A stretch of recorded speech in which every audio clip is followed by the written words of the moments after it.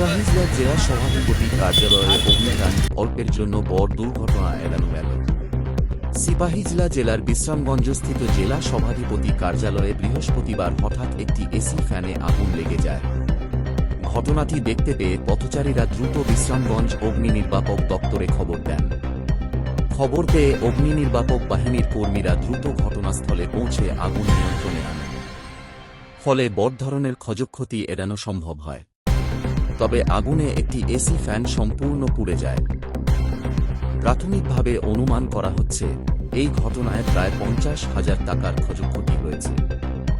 আগুন লাগার সঠিক কারণ এখনও জানা যায়নি। বিষয়টি খতিয়ে দেখা হচ্ছে বলে জানা গেছে। জেলা পরিষদ অফিস মানে কেমনে লাগছে? এটা শর্ট সার্কিট থেকে কোনো ক্ষয়ক্ষতির কোনো পরিমাণ, হ্যাঁ কোনো ক্ষয়ক্ষতির পরিমাণ বা কোনো ক্ষয়ক্ষতির পরিমাণ তারা কইছে প্রায় 50-55,000 টাকা। আপনারা এসি আর কি কীভাবে দেখলেন যে